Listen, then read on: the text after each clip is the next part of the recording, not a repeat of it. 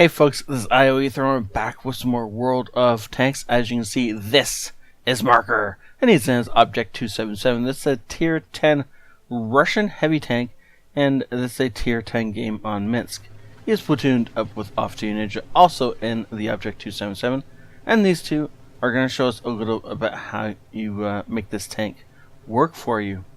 This is one of the newer heavy tanks that has come in a recent patch, and well, I haven't seen a game like this before in this tank, so I was really enjoying watching this. So they pushed over to this side of the map. This is actually the first time I've seen this map in gameplay as well, so that's also a joy for me. And this poor Bat Chat, I don't know what he was thinking was going to happen. The thing is, he's all by himself, just assaulting the enemy team. But he clearly didn't expect twin 277s to just jump on him and take him out of the game so incredibly quickly. And speaking of people who were caught a little bit unawares, this 57 Heavy barely got to cover in time, and I don't know what this T-32 is doing. I can't figure out a reason for him to be in the location he's in, pointing the direction he's pointing. It looks like he's shooting at his own team. Maybe he was trying to reverse side scrape. Not really a thing you do in the T-32, but maybe he was trying it anyway. And then he does this, and I'm starting to think maybe he has other issues, right? But okay, so back to that T-57 Heavy. The awesome armor of the T-57 prevents either of these guys from doing damage, but Merker does take his tracks off, and after that, these two make short work of it. Notice them bumping it repeatedly in order to reset that track timer, so that that T-57, once tracked, never got its tracks back on again. And then once they reload, they start pointing at this SU, and both of them hit it, and it just pretty much gets itself deleted. If it was a bit farther back behind its bush, it probably wouldn't have even been seen, assuming there's a bush there at all. But there must be, right? With that many tanksters, there must be a bush or a ridge or something there that they were using to take cover behind. Unfortunately, this poor T-30 gives us the side of his tank, and I mean, we're not going to not take that shot, right? And that 54 is unfortunate with not hitting the shot on the side of us in a spot that, you know, obviously with a pen. So these two both rush him because why not? He is isolated, he's by himself. And with two heavy tanks coming flying at him, this guy more or less freezes and actually runs out into the open. If you put his back to the wall, he may have been able to angle some armor, but in the open out there, he just gets ripped apart, and both of them put rounds into him in order to finally take him out of the game. And then they turn their sights to this poor T-28, who's not angling his armor very well at all, and Merker takes his tracks off, and then Ninja proceeds to start whittling his health down. Just constantly hitting this guy in the lower glacis as he's trying to get out of the way, but he's not doing anything to angle his armor. He's just more or less just staring straight at them. And so they're just going to put round after round straight through that lower glacis. And every time he pops back up, they're just going to put another round in. At least Ninja is.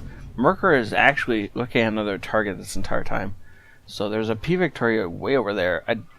I guess he thought he was going to get our flank. Unfortunately, all he got was shot. And Merker is onto his last AP round before he has to start firing. Yeah, I don't know what he dropped it into now that I think about it. But now he's just down to gold. And Ninja is only a couple of shells away from just being down to gold himself. Unfortunately, flubbing that first shell against E75, he was thinking the E75 was going to continue to push up over that rise. That's obviously not what happened, and because of that, he gets himself shot. But I mean, it's still 1-for-1. He traded, 360 damage for 580. That's a worthwhile trade any day. And then somehow Merc comes around the corner and just snipes this 53 TP on the move.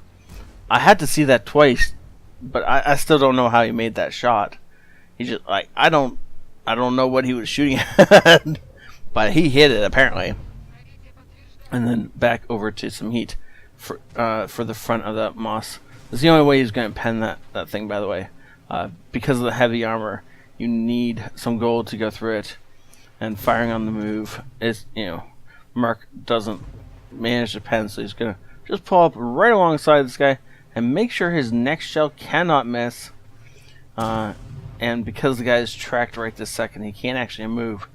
And unfortunately for him, the 277 is a lot lower than some of your heavy tanks, and so the Moss ends up shooting over the top of him. That leaves this poor guy all by himself, and he probably is just gonna... I don't know why he's still shooting at Merc at this point in time. Maybe it's because Mercer's on lower health, but he can't one-shot him. So I don't know. Anyways, unfortunately, this particular shot hits a pillar, and after taking out that pillar, hits another pillar, and so it doesn't get anywhere near the poor T-44 over there, who's in the midst of killing our ISU. He's got our ISU dead to rights and actually takes him out of the game. But revenge is a dish best served cold. Well, I guess the ISU is still flaming, so it's technically being served hot, but that's okay too, right? And let's jump over and see their results. So, Master Badge First Class, Bruiser, Duelist, Fighter, Fire for Effect, Shellproof, and the Brothers in Arms. Well done, Ninja. One of those weird games where Ninja is not the dominating factor in the gameplay. Mercer, though, Hand of God, Bruiser, Fire for Effect, Shellproof, all the same. Brothers in Arms, Confederate, Steel Wall, and the high caliber. Mercer really pulled it out this game and did his best and showcased what this tank can do. Actually, they both did really well showcasing what this tank can do, and it makes me want it more and more, right? But yeah, thank you all for watching. If you guys enjoyed this kind of video, then please leave a like, leave a comment, tell me, and I'll make some more of them, assuming I get more of them. Thanks so much. Have a great night. This is ioEther out.